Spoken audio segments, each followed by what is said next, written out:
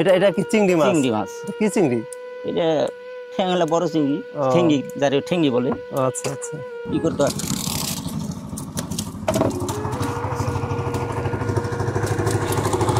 এটা কি মাছ? এটা নাইনদেল বলে। ও আচ্ছা।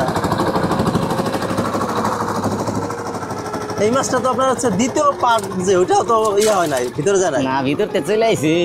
ওই যে বাংলা, এই বাংলাদেশ চলে আইছে। ও আচ্ছা আচ্ছা, বুঝছেন? এইবার ওই করতে পারলে চলে যেত। এই দুয়ারি পাতলে এইরকম বড় বড় চিংড়ি প্রতিদিন আমি 3000 4000 এরকম বিক্রি করতে পারি। বুঝছেন? এই দুয়ারিতে ভালো মাছ পাওয়া যায়। এই যে চিংড়ি দেখেন, এই বড় বড় চিংড়িগুলা এই দুয়ারি থেকে কিন্তু এই পদ্মা নদী থেকে পেয়েছে। এই মাছগুলো দেখেন, একবার দেখেন এই চিংড়ির পাগুলো কত বড়। এই চিংড়িগুলা এই দুয়ারিতেই এই পদ্মা নদী থেকে পায়।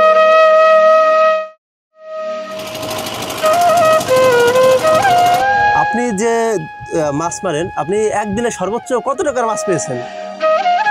আমি একদিনে এবার 3500 টাকা পর্যন্ত বেচা পারছি, এর বেশি বেচতে পারিনি। ও আচ্ছা, মানে এবার হচ্ছে আপনি সর্বোচ্চ একদিনে 3500 টাকার মাছ পেয়েছেন? একদিন না, 2 দিন বেচছি। ও আচ্ছা, মানে আপনি আপনার এই যে 10 বছরে মাছ মারার জীবনে, অর্থাৎ আপনি যে 10 বছর ধরে পদ্মা নদী থেকে মাছ মারছেন, এই 10 বছরে আপনি সর্বোচ্চ কত টাকার মাছ পেয়েছেন? 10,000 পর্যন্ত বেচছি। 10,000 টাকা একদিনে? মানে উনি এই পদ্মা নদী থেকে মাছ মেরে একদিনে 10,000 টাকার মাছ পেয়েছেন। বিষয়টা কিন্তু আসলে খুবই চমৎকার একটা বিষয়। তো আপনি যেদিন হচ্ছে 10,000 টাকার মাছ পেয়েছেন, ওই দিন আপনার অনুভূতি কেমন ছিল? অনুভূতি বলতে, এই পদ্মা বোল্ডারের কাজ যে বছর হইলো, তার পরের বছরে মনে করেন যে ওই প্রতিদিন 8,000 10,000 এরকম বিক্রি করতাম। কিন্তু তার পরবর্তীতে যাই এই কয়েক বছর দিয়ে পদ্মা হলো বিষ মারার কারণে এই মাছগুলো কমে গেছে। এই কারণে হলো মাছ এখন তেমন পাই না। আপনি যখন হচ্ছে আপনার 10,000 টাকার মাছ পেয়েছিলেন, তখন কি মাছ পেতেন? তখন এইগুলোই, মানে এই মাছগুলো হচ্ছে একটু আপনার পাইতাম, একটু পরিমাণে বেশি পাইতাম। আচ্ছা। আর এই যে কয়েক বছর ধরে আবার যে বিষ মারার কারণে পদ্মায় মনে করেন মাছ কমে গেছে। বিষ মারার কারণে মাছ কমে গেছে, এই জন্য এখন অত পাই না। দেখেন, এই বড় বড় চিংড়িগুলা এই দুয়ারি থেকে কিন্তু এই পদ্মা নদী থেকে পেয়েছে। এই মাছগুলো দেখেন, একবার দেখেন এই চিংড়ির পাগুলো কত বড়। এই চিংড়িগুলা এই দুয়ারিতেই এই পদ্মা নদী থেকে পায়। আচ্ছা, এই যে চিংড়িগুলা, এই চিংড়িগুলা কি আপনারা কেজির দরে বিক্রি করেন নাকি এমনিতেই? না, আমি কেজির দরে বিক্রি করি না। তারপরে একটা অনুমান আছে, ওইভাবেই মানে পাঁচশো মাছ পাই, ওইগুলোর সাথে একবার। এগুলো আপনার কেজিতে বিক্রি করলে কত টাকা কেজি বিক্রি করা যাবে? ওইটা 1200 1400 এরকম কেজি আসবে। আপনি কি হচ্ছে আপনার একদিনে 1.5 কেজি 2 কেজি এমন মাছ পেয়েছেন এগুলা? হ্যাঁ, পাইছি। এখন পাইনি, আগে পেয়েছেন? হ্যাঁ, আগে পেয়েছি। এখন 1 কেজি, হ্যাঁ 1 কেজি পর্যন্ত পাই, 1.5 কেজিও হয় না। আর ওই যে পাঁচশো মাছ ওইগুলো পাই। গতকাল পাঁচশো মাছ দিয়ে মনে করেন 2 কেজির মতন পাইছিলাম। ও আচ্ছা। একটা জিনিস দেখেন, এই যে চিংড়িগুলো আমার হাতে দেখতে পাচ্ছেন, এই বড় বড় চিংড়িগুলা কিন্তু এই যে এই বাঁশের যে দুয়ারিগুলা, এই দুয়ারিগুলোতেই কিন্তু এই চিংড়িগুলা পড়ে। অর্থাৎ এই দুয়ারির মধ্যে আপনার যে খাবারটা থাকে, তারা এই খাবারটা দিয়ে দেন। দেওয়ার পরে এই যে সামনের যে পার্টটা দেখতে পাচ্ছেন দুয়ারির, এই পার্ট থেকে এই মাছটা দ্বিতীয় পার্টে যায়, দ্বিতীয় পার্ট থেকে এই যে শেষের যে অংশটা এইখানে চলে যায়। এখানে গেলেই এরপরে হচ্ছে আপনার এই মাছগুলাকে এই পিছন থেকে, এইখান থেকে হচ্ছে এই ইয়াটা খুলে তারপর হচ্ছে মাছগুলোকে রাখা হয়। এই যে চিংড়িগুলা, এগুলো কিন্তু তারা প্রতিনিয়তই পায়। আপনার যারা এই দুয়ারি দিয়ে মাছ মারেন, এইগুলো পায়। এর থেকে একটু ছোটো সাইজের যেগুলো আছে এগুলো পায়। এরপর হচ্ছে রিটা মাছ পায়। এরপর হচ্ছে আপনার আইর মাছ যেগুলো আছে ছোটো ছোটো, ওইগুলো পায়। নান্দল মাছ পায়। অর্থাৎ বিভিন্ন প্রক্রিয়া নদীতে যে মাছগুলো আছে, মোটামুটি সব ধরনের মাছই কিন্তু এই দুয়ারিতে ওঠে। তবে এই দুয়ারিতে তেমন বড় ধরনের মাছ ওঠে না। তিনি বলেছেন আমাদেরকে যে তিনি এই দুয়ারিতে সর্বোচ্চ 3 কেজি সাইজের মাছ পেয়েছেন। এবং আরেকটা বিষয় হচ্ছে, এই দুয়ারিতে কিন্তু আপনার বোয়াল মাছ যেগুলো আছে, সেই বোয়াল মাছ ওঠে। তিনি আমাদেরকে বলেছেন যে দুয়ারিতে কিন্তু এই ছোটো ছোটো দুয়ারিতে কিন্তু তিনি 3 কেজির ওজনের বোয়াল মাছও পেয়েছেন। এই যে আমার হাতে যে মাছটা দেখতে পাচ্ছেন, এটা হচ্ছে আইর মাছের বাচ্চা। এই আইর মাছগুলো, এটা সাইজে ছোট, অর্থাৎ এটা হচ্ছে একটা ছোটো আইর মাছ বাচ্চা। এই আইর মাছগুলো কিন্তু অনেক বড় বড় হয়। অর্থাৎ পদ্মার যে আইর মাছগুলো, এগুলো আপনার হচ্ছে 30 কেজি 40 কেজি 2 মণ 3 মণ সাইজেরও হয়। এই আইর মাছগুলো বড় সাইজের আইর মাছগুলো কিন্তু পদ্মা নদীতে ধরা পড়ে। অনেকে এই বড় আইর মাছগুলো বেশিরভাগ হচ্ছে আপনার বড় ব্যাট জাল, এরপর হচ্ছে যে দাউনে বসি বলে, এগুলো তো অনেকে পায়। কাকা, আপনি যে 10 বছর আগে যখন প্রথমে মাছ মারা শুরু করলেন পদ্মা নদীতে, তখনকার তুলনায় এখন পদ্মা নদীতে মাছ কেমন? অনেক কম। মানে আপনি বলতে চাচ্ছেন যে আরো 10 বছর আগে 8 বছর আগে যে পরিমাণে মাছ ছিল পদ্মা নদীতে, তার তুলনায় একদম কম মাছ এখন। জি। তো এখন যে হচ্ছে আপনার মাছগুলো এতটা, মাছের পরিমাণ, দেশীয় মাছের পরিমাণ এতটা কমে গেছে, আসলে এই মাছগুলো কমে যাওয়ার আসলে কারণ কি? আপনি এটাকে কি কি কি জন্য মনে করেন যে মাছগুলো এখন কমে গেছে? এই মাছগুলো কমে যাওয়ার কারণ হলো পদ্মা নদীতে মনে করেন বিষ মারে। দ্বিতীয় কথা, চাইনা জাল আসার পরেতে এই যে এইগুলোর কারণে বেশি সমস্যা করে বিষ মারায়, বুঝছেন? আচ্ছা। বিষ মারাই হলো বেশি সমস্যা করে। আবার এই যে শুনি যে হিটও মারে, কারেন্টের হিট, কারেন্টের শক দিয়ে হচ্ছে মাছ মারে। আজ 2 বছর ধরে এটাও শুনি, দেখি নেই আর শুনি যে কারেন্টের হিট দেয়। এই দুইটা জিনিস হলো বেশি সমস্যা করে। আচ্ছা। তাছাড়া ওই চায়না আর এই যে এই সমস্ত দুয়ারি কোনো সমস্যা হয় না, কিন্তু চায়না একটু সমস্যা হয়, কিন্তু চায়না চাইতে বেশি সমস্যা আপনি এই বিষ আর হিট মারায়, এই কারণে মাছ কমে গেছে। তো পদ্মা নদীতে আসলে এখন যে মাছের সংকট, তো এই মাছের সংকট কাটিয়ে তোলার জন্য আসলে কি করা উচিত বা মানুষের কি করণীয়? এই বিষ মারাটা আর হিট মারা এই দুইটা তো সরকার কমাইতে পারে, তাইলে হয়তো মাছ আবার পরবর্তীতে বাড়ার সম্ভাবনা আছে। বিষ মারে, এই যে হিট মারে, এইগুলো যদি সরকার পদ্ধতি নেয় কমাইতে, তাইলে বাদে কমাইতে পারলে আর কি মাছ আবার হবে। পদ্মা নদীতে এখন আর নেই পূর্বের ন্যায় মাছ। এখন পদ্মা নদীতে মাছের পরিমাণ কমে গিয়েছে বহুগুণ। কিছু কিছু প্রজাতির মাছ হয়ে গেছে প্রায় বিলুপ্ত প্রায়। পদ্মা নদীর জেলেদের ভাষ্যমতে নদীর মাছ কমে যাওয়ার কারণ চায়না দুয়ারি, বৈদ্যুতিক হিট, বিষ প্রয়োগ সহ নানান অনৈতিক কর্মকাণ্ড। আমরা যে দুয়ারিগুলো দেখতে পাচ্ছি, এই দুয়ারিগুলো কি আপনার হচ্ছে রিপেয়ারিং করার বা কোথাও ভেঙে গেলে এটা কি সারার কোনো ব্যবস্থা নেই বা সারা যায় না? এগারটা শোলা যদি ভাঙে তাহলে সারা যায়, নতুন দুয়ারি হয়তো এগারটা শোলা ভাঙলে সারা যায়। তাছাড়া এই যেগুলো পয়সা যায় ওগুলো সারার মতন কোনো সিস্টেম। এগুলো কি করে নষ্ট হয়ে ওগুলো গেলে? বাড়িতে নিয়ে হয়তো রান্নার কাজে ব্যবহার করা যায়, জ্বালানি হিসেবে ব্যবহার করা যায়। তাছাড়া কিছু করার কথা নেই। আপনার যে নৌকাটা, আপনি যে নৌকা দিয়ে মাছ মারছেন, এই নৌকাটা আপনি কতদিন ব্যবহার করতে পারছেন বা কতদিন চলে একটা নৌকা ভালো মতো? এটা একবার বানাইলে মোটামুটি 5 বছর 7 বছর এরকম থাকে। ও আচ্ছা। আমার এটা বানাইছি 3 বছর হয়ে গেছে, এটাই নর্মাল হয়ে গেছে। 5-7 বছর পরে আবার বানাইতে হয়। আপনার এই নৌকাটা বানানো টোটাল কত টাকা খরচ করছে? এই নৌকাটা বানাইতে আমার 40,000 টাকা লেগে গেছে। 40,000 টাকা? ইঞ্জিন সহ না ইঞ্জিন ছাড়া? ইঞ্জিন ছাড়াই। ইঞ্জিন দিয়ে মনে করেন, ইঞ্জিন দিয়ে আপনি রিপোর্ট যাব 55-60 হাজার পর যাব।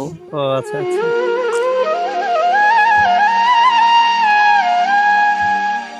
আপনার বাড়িতে কি আপনি কি গরু বা গবাদি পশু বা এরকম কিছু আছে আপনার? আছে, গরু আছে 2টা, ছাগল আছে 2টা, হাঁস মুরগি সবই আছে আল্লাহর রহমতে। কবুতর আছে। ও আচ্ছা। তো গরু এরপরে ছাগল এগুলোকে আপনি দেখাশোনা করেন? জি। আচ্ছা। আপনি হচ্ছে সকালবেলা চলে আসেন হচ্ছে নদীতে মাছ ধরার জন্য, এই মাছ এটা তোলার পরে আপনার মাছ বিক্রি করে বাড়ি চলে আসবেন? জি, বাড়ি এসে মাঠে যাবো আবার কাজ করার জন্য। আপনার যে জমি আছে ওইগুলা যে কাজ থাকবে ওইগুলা করেন, এরপর পাটের জাগ নিতে হবে, পাট কাটতে হবে, ধান লাগাইতে হবে, এই যে ওই ধরনের কাজ করতে হবে। মানে আপনার যে 4 বিঘা জমি করেন, এই জমিগুলো তো আপনার নিজের না, মানে আপনার হচ্ছে বর্গা বা সরকারি যেটা আছে, এইগুলা হচ্ছে আপনার বেশিরভাগই আপনি নিজেই কাজ করেন, যখন অন্য লোকের দরকার হয় তখন হচ্ছে আর অন্য কাউকে নেন? এই নদীতে দুয়ারি বাতলে নিজে বেশি করা যায় না, লোক নিয়ে করতে হয় বেশি। লোক নিয়ে বেশি করতে হয়, মানে 11টা 12টা যায় মাঠে যায় কি বা কাজ করা যায়। এই সকালবেলাতে যে পাট জাগ এসে গেছে, এটা তো মনে করেন সকালবেলাতে নেওয়া লাগে, নিতে হবে, ধোয়া লাগবে। ও আচ্ছা। এই জন্য ওই যে লোক নিতে হবে, বুঝছেন? নিজে তারপরে যাই যতটুকু সম্ভব ততটুকু করি। আপনার তো এই যে দুয়ারিগুলো আপনি যে এখন পানিতে ইয়া করছেন, পানিতে রাখছেন, এটার পরে তো আর কোনো কাজ করতেন না, শুধু এখন তুলবেন আবার পেতে রাখেন? হ্যাঁ, পেতে রাখবো, আবার আগামীকালটা এটা টানবো না, পরশুদিন এসে আবার এই বাবু। ও আচ্ছা। আগামীকাল ওই অন্য দুয়ারি টানবো, ওই যে ওজনেই আছে, ওই যে ওইগুলো টানবো। এটার সাথে ইট বেঁধে দেন কিসের জন্য, মানে যাতে ওটা এটা ইট বাইন্ধে দিলে মাটির সাথে না থাকলে তো মনে করেন যে ওই আপনার দুয়ারিগুলো মাটির সাথে যাবে না, তারপরে ওই ডাউনটা ওই গুছায় থাকবে, এই জন্য মনে করেন যে ইটটা বেঁধে বাইন্ধে দিতে হয়। তারপরে আপনার মাথায় বালি বস্তার ভিতর দিয়ে ওইটা বাইন্ধে দিতে হয় যাতে ছোটতে বাইটে না যায়।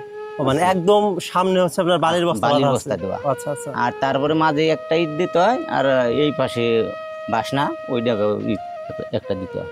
আচ্ছা। আর উপরে হচ্ছে যে আপনার যে বোতল দেখতে পাচ্ছি আমরা, প্লাস্টিকের বোতল, এগুলা বাইরে দিয়েছেন যাতে চিহ্ন রাখার জন্য। এটা হলো চিহ্ন রাখার জন্য, যে ওই ডাউনটা মানে টাকাটা ধরা যায়, দূরে উঠাতে হয়, তা না হলে তা তালাশ করা লাগবে। আচ্ছা। এটা হলো চিহ্ন রাখার জন্য। তো এই যে যে দুয়ারিগুলো যে আপনার হচ্ছে মাটির সাথে মিশে থাকে, এই ঘোলা জলে তো আপনার হচ্ছে পলি থাকে, এটা কি নষ্ট হয়ে যায় না বা মাটি চাপা পড়ে যায় না? মাটিতে থাকলে তো নষ্ট তো যেভাবেই পাতেন নষ্ট হবেই, আচ্ছা বুঝছেন? নষ্ট হবেই। গাইরে গেলে হয়তো উঠেন একটু কষ্ট হয়, এই মাছটাও বাইরে যায়। গাইরে গেলে মাছটা পার সমান সমান মাটি হয়ে গেলে মানে টান দিলে তো একটু চাপ পড়ে। হ্যাঁ, ওই মাছ ওই যে এটা মনে করেন যে পারতে বাইরে যাবে একলাই। আচ্ছা। আর যদি মাটিটা বেশি না ভরে তাহলে মাছ বাইরে দিতে পারবে না, আবার উঠেন সময় ভেঙে যায় জায়গাতে।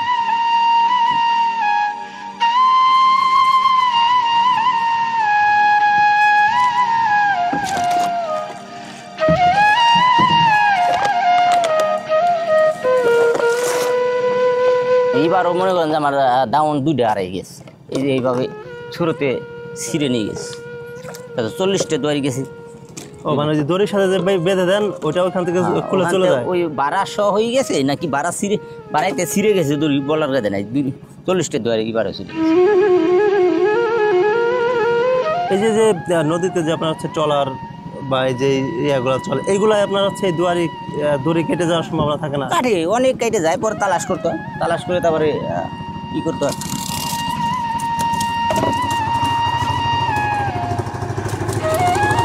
এটা কি মাছ? এটা নাইনজাল বলে। ও আচ্ছা। এই মাছটা তো আপনার হচ্ছে দ্বিতীয় পার্ট, যে ওইটাও তো ইয়ে হয় নাই, ভিতরে যায় নাই? না, ভিতরতে চলে আইছি। ও ওই যে আচ্ছা। ভাঙ্গা, এই বাংলাদেশ চলে আইছি। ও আচ্ছা আচ্ছা। বুঝছেন, এইবার ওই করতে পারলে চলে যেত। এটা কতটুকু ওজন হবে? 350 গ্রাম। ও আচ্ছা। এগুলা কত করে কেজি বিক্রি হয়? এইগুলো আমার ওই চিংড়ি মাছের সাথে 890 টাকা কেজি করে দেয়। ও আচ্ছা। একটার বিক্রি করি দেন বাংলা। তার কারণে সামনে পার্ক না থাকলে বাইরে চলে যেত। তা তো আপনি টের পাইছেন দেখে হচ্ছে। এই জন্য টানতে নিয়ে আসলাম যে ওই পারে যখন চলে গেছে ওই পার ভেঙে চলে যাওয়ার সম্ভাবনা আছে। দুয়ারি নতুন না হইলে আরে সমস্যা করে ফেলা, নৌকের মাছ ভেঙে ফেলায়, দূরে ভেঙে ফেলায়। আমরা আসলে আপনার এই যে দুয়ারির মধ্যে যে খাবারগুলো আপনি আগে দিয়েছেন, এই খাবারগুলো মনে হচ্ছে এখনো আছে? না, ওইটা থাকে না। ও আচ্ছা। খাবারটা গলে যায়? গলে যাবে, মাছে খাই ফেলাবে। মাছে না খাইলেও, মাছ না পড়লেও আপনি গলে যাবে, থাকবে না, নতুন করে দিতে হবে। আপনার যে দুয়ারের মধ্যে যে কাঁকড়াগুলো পড়ছে, এগুলো তো আপনি ফেলে দিচ্ছেন, কাঁকড়া কি এখানে বিক্রি হয় না? না, এই কাঁকড়া বিক্রি হইলেও ওই জায়গা বিক্রি হয় না, এই কারণে ফেলে দিতে হয়। এই জায়গায় এগুলো চলে না। আচ্ছা। তো আজকে কত টাকার মাছ পেতে পারেন? আপনার কি আশা যে কত হইতে পারে? এটা তো পানির ভিতর করা মাছ, এটা বলার কথা নাই। আল্লাহ কিরকম দিবে, অনুমানিক কিনে নিব। গতকাল 1400 বেশি, তার আগের দিন বেশি 850। আল্লাহ আজকে কত দিবি এটা অনুমানিক বলারই কথা বলতে পারবো না। আল্লাহ দেয় বেশি করে, তাহলে বেশি যাবে। জলের মাছ, জলের জীবন। এখানে উপার্জনে নেই কোনো নির্দিষ্ট পরিসীমা। মাছের পরিমাণের উপর নির্ভর করে ইনকামের হার। পদ্মা নদীতে মাছ ধরার পদ্ধতি যেমন নানান রকম, মাছও পান ঠিক তেমন। কেউ দুয়ারে দিয়ে মাছ শিকার করেন, কেউ বড়শি দিয়ে, কেউ আবার নানান রকমের জাল দিয়ে। আর এভাবেই চলে প্রতিনিয়ত সংগ্রাম করে তাদের সংসার। এই দুয়ারি মাগুরা আমার মহাজনের তো ফোন দিলি, মাগুরাতে আমার মহাজন দিয়ে যাওয়ার পর মনে করেন ছাইলন কিনে আনি। ছাইলন আইনে এই বাঁধতে হয়, বাইন্ধে তারপর আপনি ছাইলন হচ্ছে আপনার যে এইগুলো হচ্ছে আপনার বাঁধা থাকে না, এগুলো বাঁধতে হয় না? ওইগুলো বাঁধতে হয়। হ্যাঁ, আচ্ছা, আচ্ছা। ওইগুলো বাঁধতে হয়, তারপরে চালি বাঁধতে হয়, তারপরে আপনি আবার বড় ছাইলন আইনে তার সাথে ডাউন সিট করতে হয়। ডাউন সেট করে মনে করেন যে বস্তায় মাটি ভরে উজেন পাশে ফেলাইয়া তার আস্তে আস্তে মনে করেন যে এগুলা নদীতে পাততে হয়, বুঝছেন? নদীতে পাততে হয়, পরিশ্রম আছে, পরিশ্রম কম না, ভালো পরিশ্রম দেখা যায়, পরিশ্রম নাই, অনেক পরিশ্রম হয়। বৃষ্টি নামে তার ভিতর টানতে হয়, আবার মনে করেন যে রোদ হয় তার ভিতর টানতে হয়, অনেক পরিশ্রম আছে। পদ্মা নদীতে মাছ ধরা যেন প্রতিনিয়ত একটা চ্যালেঞ্জ। এখানে রোদ ঝড় বৃষ্টি সব কিছুতে নিজেকে মানিয়ে নিয়ে দিনকে রাত একাকার করে চালিয়ে যেতে হয় অবিরাম সংগ্রাম। তবু এত চ্যালেঞ্জের মাঝেও নেই ইনকামের কোনো নিশ্চয়তা। এখানে কোনো রকম একটু ভুল হলেই নৌকা জাল দুয়ারি ভেসে যেতে পারে পদ্মার জলে। জীবন যেন এখানে এক অনিশ্চিত অভিযান। হ্যাঁ, বস্তা মানে বালি ভরা লাগে, বালি বইরে তারপরে মনে করেন উজেন মাথায় এই দাউনের সাথে বাঁধতে হয়, বাইন দিয়ে তারপরে লোক ফেলতে হয় যাতে ছোটোতে এই নিয়ে যাইতে না পারে, বুঝছি?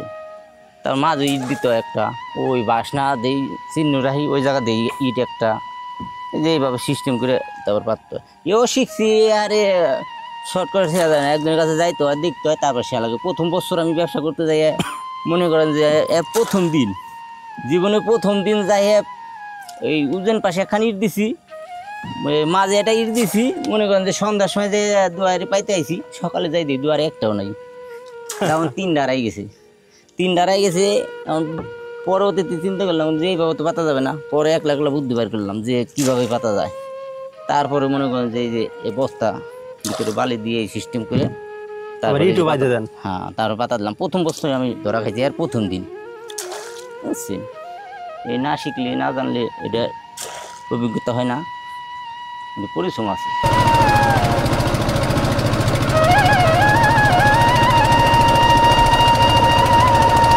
আমরা অনেকেই ভাবতে পারি যে পদ্মা নদীতে মাছ মারা হয়তো অনেক সহজ, এমন দুয়ারি অথবা জাল পদ্মা নদীতে এনে পাতলেই হয়তো মাছ পড়বে। আসলে বিষয়টা কিন্তু তেমন নয়।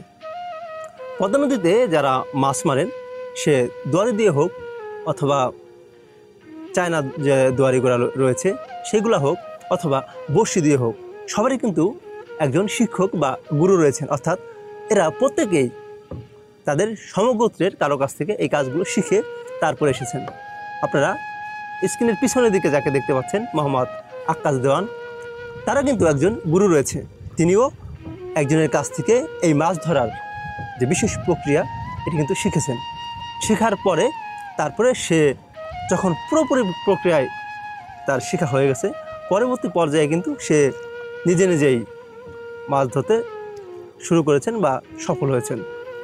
আপনারা আমাদের আরও বেশ কিছু ভিডিওতে দেখেছেন বড়শি দিয়ে যারা টানে টানে ঘাওড়া মাছ ধরে। আমরা আপনাদেরকে একটা এপিসোড দেখিয়েছিলাম যে মামা ভাগনা মাছ ধরে, অর্থাৎ তাদের এই মামা এবং ভাগনার মাঝে মামা হচ্ছে গুরু আর ভাগনা হচ্ছে শিষ্য। অর্থাৎ তার মামা কিন্তু এমন একজন যে কোনো কারো কাছ থেকে মাছ ধরা শিখেছেন, পরবর্তী পর্যায়ে তার মামার কাছ থেকে তার ভাগনা হচ্ছে মাছ মারা শিখেছেন এবং এখনও সে শিখছেন। সে কিন্তু এমনটাই বলেছিল আমাদের যে এখনও সে তার মামার কাছ থেকে শিখছেন। তার মামা আমাদের কিন্তু বলেছিলেন যে তার ভাগ্নে এখন এক্সপার্ট হয়ে গেছেন মাছ ধরায়। অর্থাৎ তারা মামা ভাগনা মিলেও মাছ ধরেন যৌথভাবে, আবার অনেক সময় তার ভাগ্নে কিন্তু এখন নিজেই মাছ ধরে। অর্থাৎ এই যে কাজটা, যে কোনো একটা কাজের যেমন প্রশিক্ষণের দরকার আছে, এটারও কিন্তু একটা প্রশিক্ষণ দরকার আছে। অর্থাৎ এখানে আপনি না বুঝলে নানা ধরনের সমস্যার সম্মুখীন আপনাকে হতে পারে। এজন্য এরা প্রথমে এই কাজটাকে তাদের একজন গুরু বা একজন শিক্ষকের কাছ থেকে পুরোপুরি প্রক্রিয়ায় শিখে পরবর্তী পর্যায়ে তারা কিন্তু মাছ মারলে বা মাছ মারতে আসলে মোটামুটি সফলতা পান।